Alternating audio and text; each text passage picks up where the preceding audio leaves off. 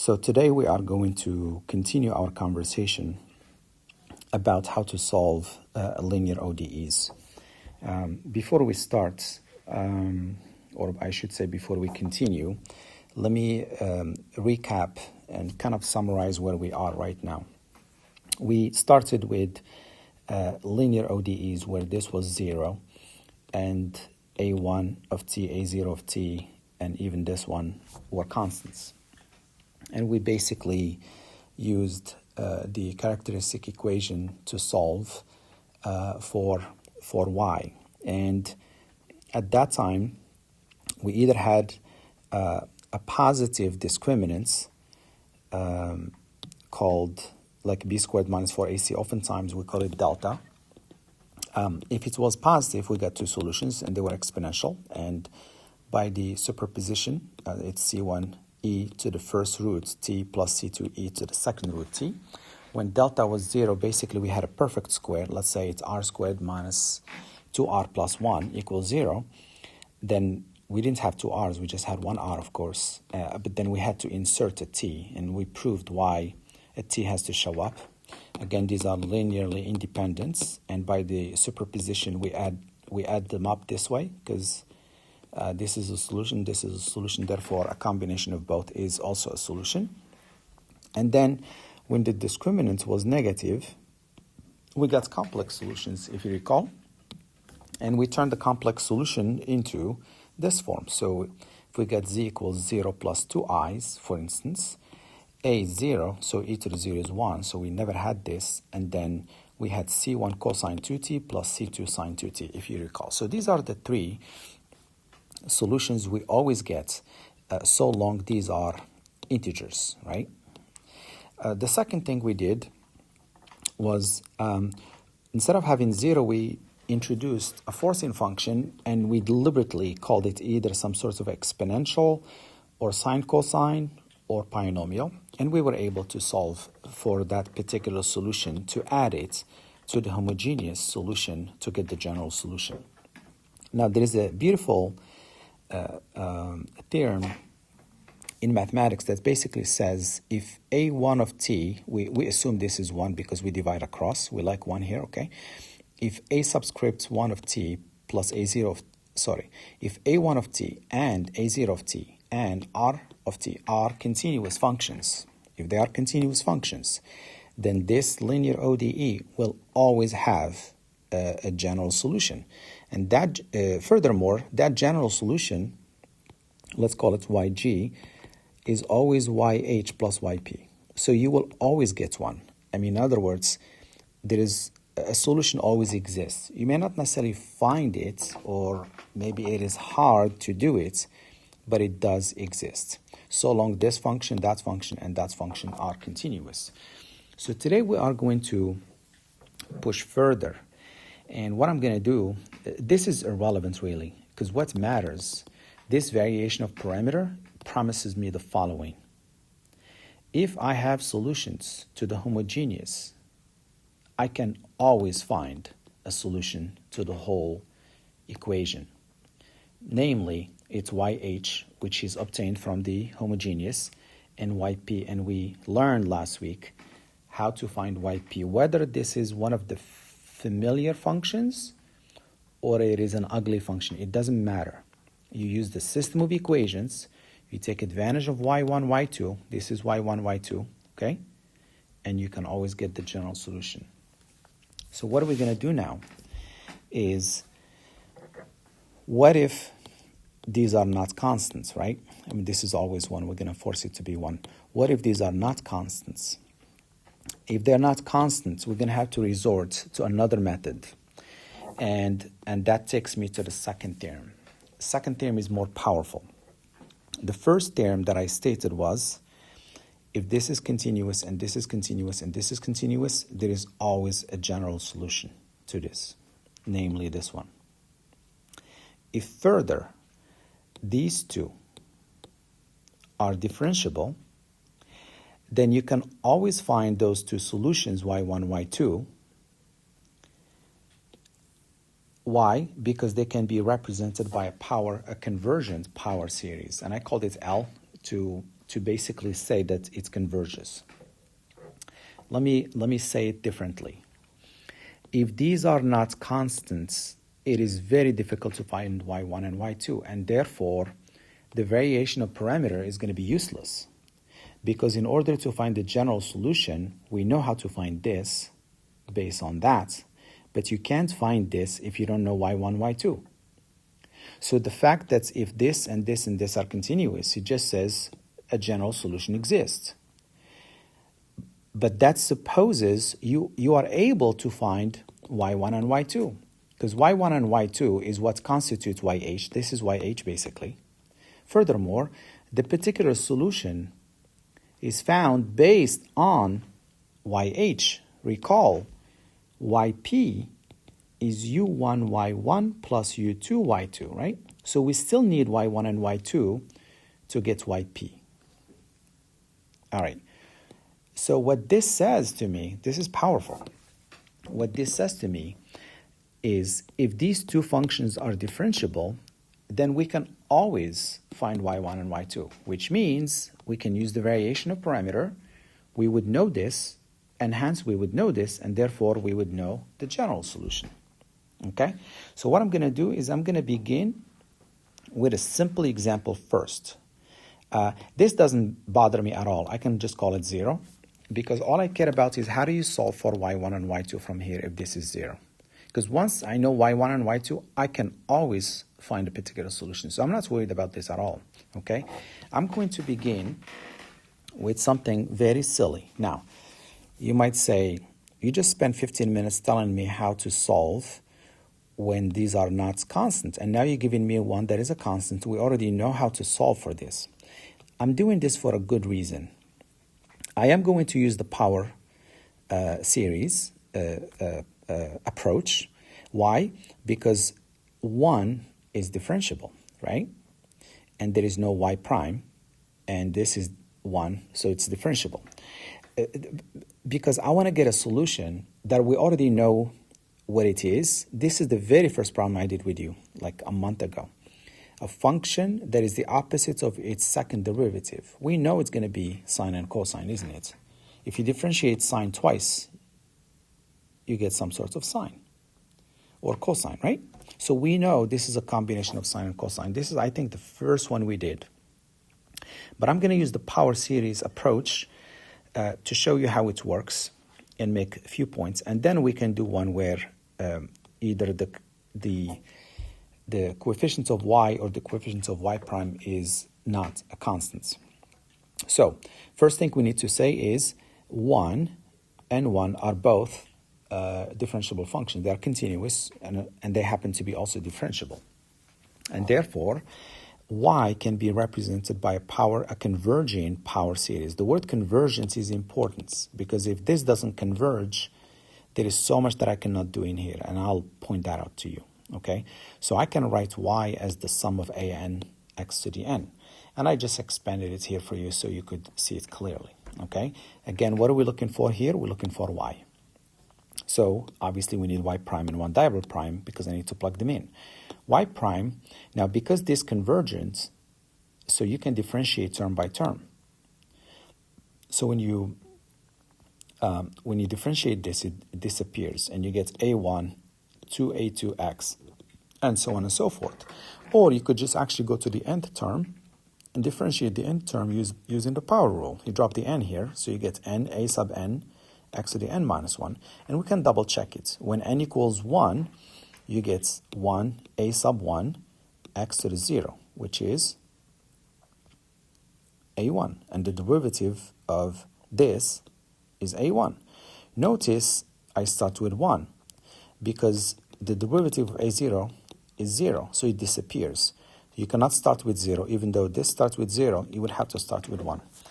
And you can just break this down, and you will see that it is a1 plus 2a2x, and so on and so forth, as expected. Okay, I did it the second time. Drop the n minus 1, drop the exponents by 1, and I got this. And feel free to let n be 2 and 3 and 4, and see if you get 2a2, and so on and so forth. See if it matches. It should match.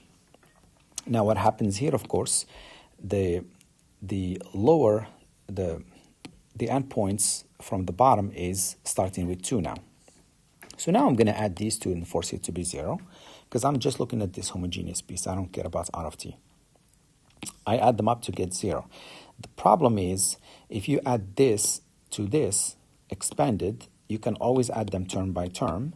Why? Because both series converge.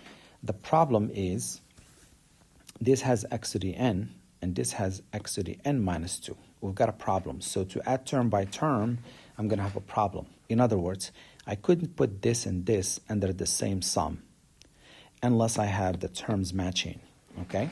So what I'm going to do, I'm going to play a little trick. I'm going to I'll write it down here. I'm going to let n minus n be n plus 2.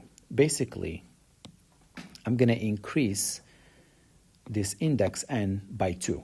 So n minus 2 becomes n becomes n plus 2, n minus 1, you add 2 to it, you get n plus 1, and n becomes n plus 2. And if you push this by 2, you need to drop the index by 2 to make it work. So in other words, if you plug in 2 here right now, the very first term, you get 2 times 1, I'll write it down, you get 2 times 1, a2 x 2 minus 2. I just plugged in 2. Oops. If I do it in here and plug in 0, I get 0 plus 2 times 0 plus 1 times a to the 0 plus 2 x to the power of 0. And as you can tell, they match, right? 2, a sub 2, and x to the 0. So that's a trick you should always use when the exponents don't match. You take the one with the lowest exponents, you jack it up by 2, and you jack every n by 2, but then you have to drop this index by 2. So now I have these. This is the coefficient of x to the n, and this is the coefficient of x to the n, and I can add them term by term if I care. Why? Because the series is convergent. And why is it convergent? Because the coefficients are differentiable functions. So now I put them inside, and I pulled out x to the n, okay? So n plus 1, n plus 2, an plus 2, and there is a plus sign, okay? And x to the n outside, okay? And they happen to have the same limits, right? It goes from 0 to infinity, so I'm happy. So now, if you think about it, if you plug in the very first term n equals 0, you get some constants plus some other constants, x to the 0. So that's just a constant. When n equals 1, you begin to have terms that have x. What it means is all of this has to be 0. There is no way you could add this times x to the n and get 0 if this piece here is not 0. Okay? So I wrote n plus 2, n plus 1, a sub n plus 2 plus a sub n equals 0. Okay? So what I did is I solved for the term that is ahead of the other one, a sub n plus 2. Just move this here and divide by this. So that's what I did here. So what I'm going to do, what this tells me, if I know any term, I would know the 2 ahead of it. So if I know A0, I would know A3. If I know A5, I would know A7. So I'm going to pick A0 and A1 to be arbitrary constants. I have the right to. I'm not going to lose the generality if I pick A0 and A1. I do need to pick 2 for 2 reasons. One is you have a second derivative. So we know we're going to need 2 constants. Second, this tells me if I know a term, I know the one ahead of it by 2, right? So if I know A10, I would know A12.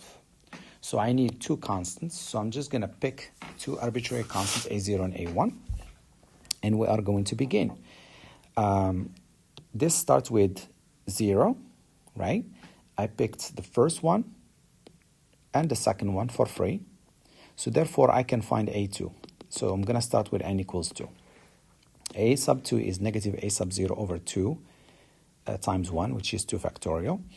And I'm jumping by 2 deliberately, and I'm going to do the other one separately. Okay, A4 is going to have to be negative A sub 2 over 4 times 3. I just use this formula. But A sub 2 is known to be negative A0 over 2 factorial. So plug that in here. Negative, negative gives me positive. Again, A0. I want everything in terms of A0 or A1. That's what I want. And then 4 times 3 times 2 factorial is 4 factorial. So A subscript 4 is A0 over 4 factorial. I'll do one more. A sub 6 is negative A sub 4 over 6, 4 plus 2, and 4 plus 1, which is 6 and 5. But we know what A4 is from here. This is A4. Plug in A4 here. You get A0, negative A0, because negative stays. This is positive. And 4 factorial times 6 times 5 is 6 factorial. So you begin to see a pattern. So this one, and this one. So now I'm going to pretend I know A1. I'm going to look for A3. So A3 is negative A1 over 3 times 2. I'm just using this. And which is basically 3 factorial, if you think about it. And then I go to A5. A5 is negative A3 over 5 times 4, but we know A3. A3 is negative A1 over 3 times 2. So negative, negative gives me positive, and you have 5 times 4 times 3 times 2. It's 5 factorial. It seems to work really nicely. So this expansion worked out really well. So I know what the terms look like. I know A2, I know A3, I know A4, 5, 6, 7. I can keep going forever. The solution, if you recall, was y equals this convergent power series. And I just expanded it for you. And I started plugging in my values. I want everything in terms of A0 and A1, okay? So this is going to stay, this is going to stay, and that's going to be replaced. We know A2 is this, so it's this times x squared. Don't forget the x squared now. We know A3 is this, so negative A1 over 3 times 2, negative A1 over 3 times 2, which is 3 factorial, times x cubed, and so on and so forth.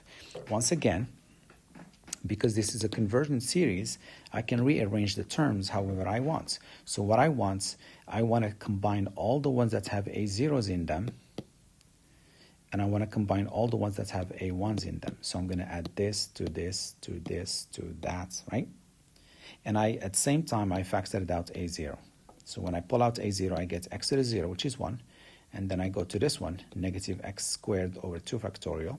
And this one here that I didn't write is x to the 4th over 4 factorial. And it just alternates in sign. Similarly with A1s, the terms that have A1 as factor, pull out the A1, you get x1 minus x cubed over 3 factorial. And there is another one here called x to the 5th over 5 factorial, and so on and so forth. Honestly, we could stop here and say, okay, I know y1. y1 is c. This is your constant. C, some function of x. Sorry, I'm using x today. We're used to use t. It looks weird to write this, something like this, because we're not used to it. This is the power series, right? We're used to write x, so that's why I wrote x. But x stands for t in our case. I've been using t, right? So, in any case, now whether you know the name of this function or you don't, we know it exists. It's here. It's c1 y1 plus c2 y2, which is the solution to my homogeneous. And once I get my solution to my homogeneous, which is this one, then I can find my particular one called u1 y1 plus u2 y2, and hence I have my general solution. The general solution will always exist because if those functions are differentiable, clearly they are continuous, okay? Now, it just happens that this function is known. It's called cosine of x, and this is known to be sine of x, as you know. And actually, that's the reason I did this problem, because I want to get something that you feel comfortable with and familiar with. But honestly, even if you don't know what this is your function.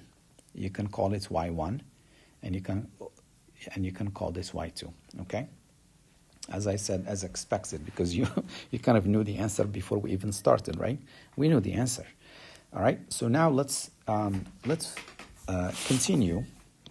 We're going to work out another example, but this time I'm going to insert an x. So this is the very first time.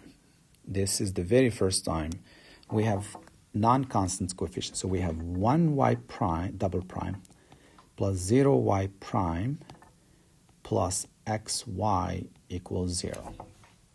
Okay? Remember, 1 and 0 and x are all differentiable functions. And actually, you don't have to worry about this because we will always force it to be 1, and constants are differentiable.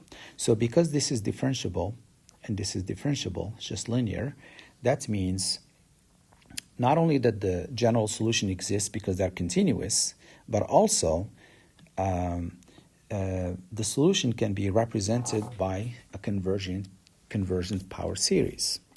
And hence, I wrote the solution like this. Now, we're going to use the same process, but there are a couple of issues. Okay, so bear with me. Okay, I know we're going to do the same thing, but be careful. Okay, so once again, I differentiate once and twice. This number changes, right? Same thing as I did before, and I plug them in basically. I plug this in and this in, and don't forget to hit it with x. Now, y double prime is this. So that's just copied.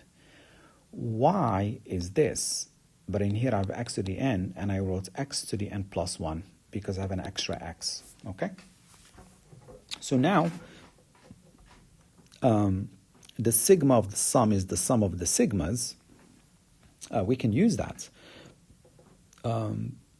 because, however, once again, these are not the same. And what are we going to do? We're going to drop again this to this level. Now, how far is n minus 2 from n plus 1? It's 3 units apart. You could just do large n plus 1 minus parentheses n minus 2. That should give you 3. So what I'm going to do is I'm going to keep x to the n minus 2 the same, but I'm going to drop x to the n plus 1 to n minus 2. How? Every time I see n, I'm going to replace it by n minus 3. So n minus 3 plus 1 is n minus 2. That's what I want. I'm not going to touch this, okay? N becomes n minus 3. Now in here you have to push this up. You don't subtract 3. You actually have to add 3 to compensate for the drop. When you drop here, you add here, and vice versa. So now my x to the n's look the same. So I can add them up term by term. But now I created a different problem. This starts with 3 and this starts with 2. So that's a problem, but that's easy to fix. I'm going to push this up to 3. How? I'm going to plug in 2 first. I get 2 times 2 minus 1, which is 1. A sub 2, x to the 2 minus 2, which is x to the 0, plus the same thing if I start with 3. And why do I do this? I want the same exponents, but I also want to start in the same location so I can combine these sigmas into a single sigma. That's the whole point. And you pay the price with an extra term, so it's no big deal. So now, sigma, the sum of the sigmas is the sigma of the sum. So you bring this here and bring this here, and I factor out x to the n minus 2.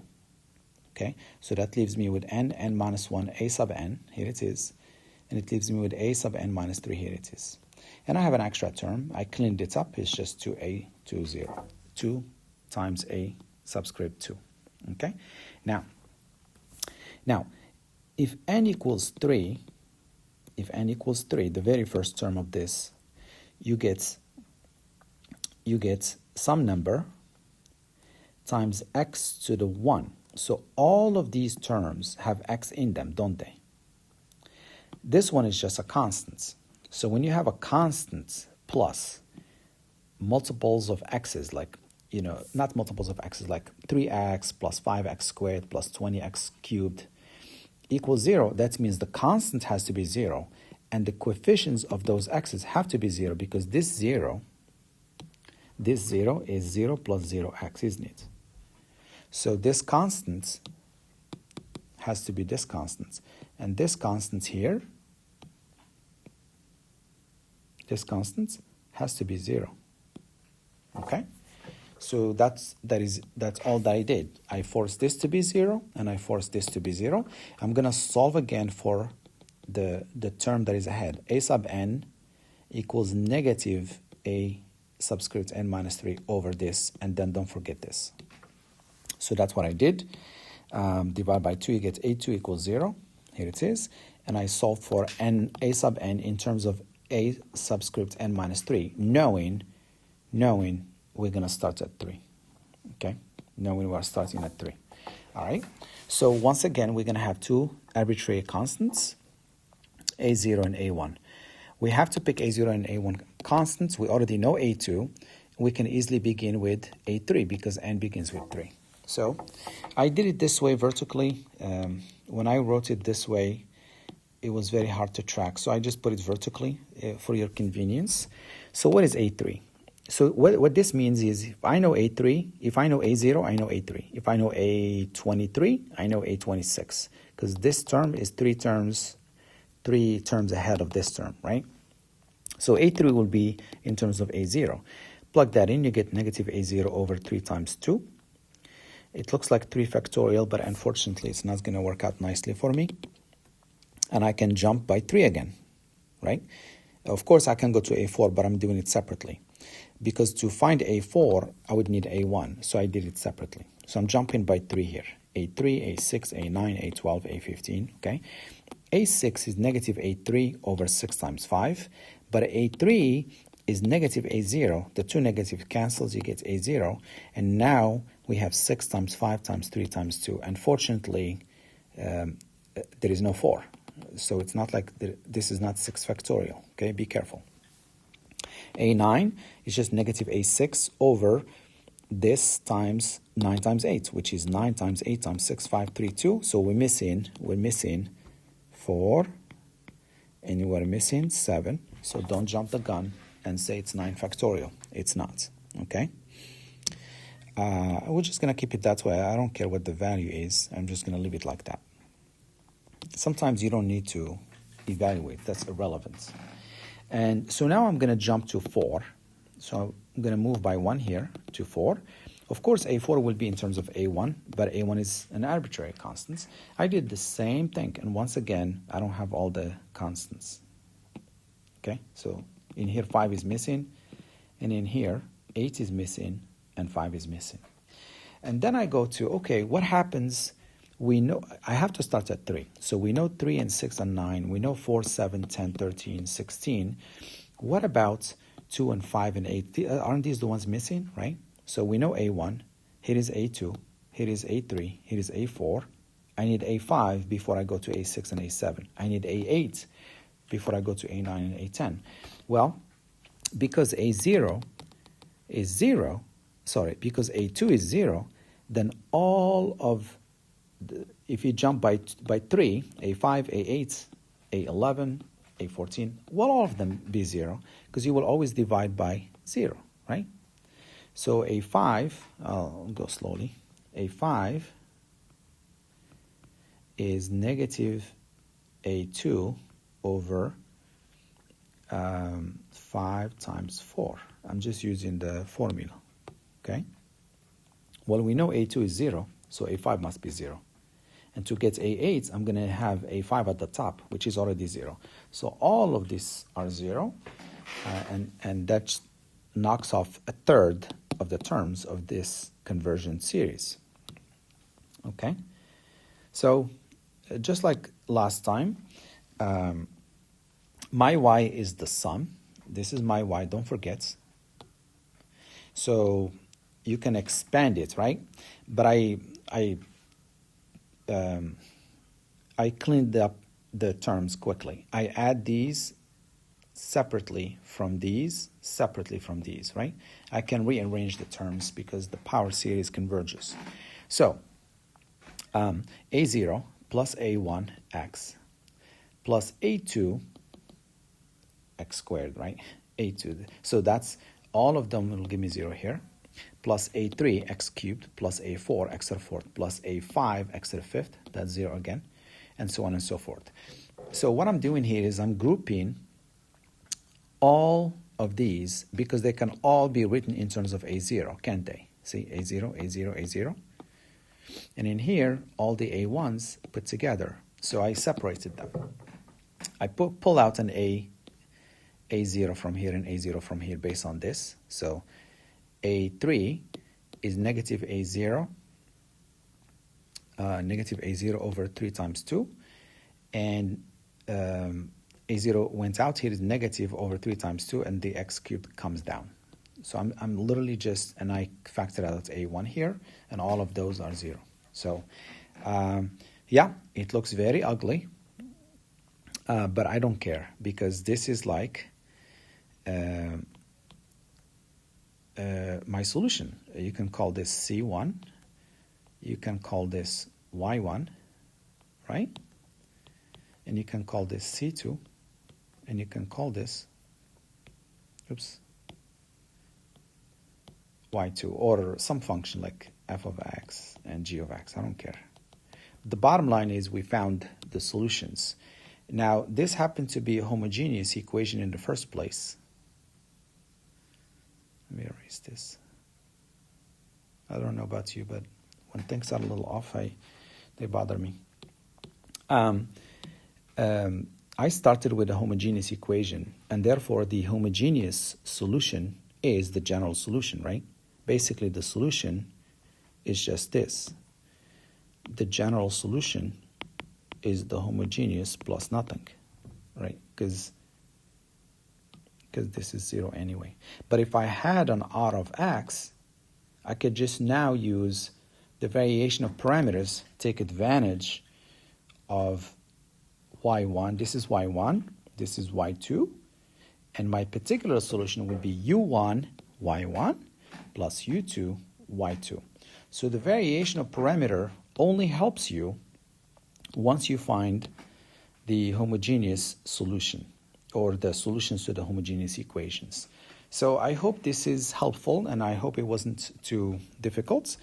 So please look at this carefully, go through the steps slowly, and I'll assign a few problems, and we are going to move into another topic on how to handle linear ODEs. Oh my goodness, I messed up the thing. All right, have a good one. Bye-bye.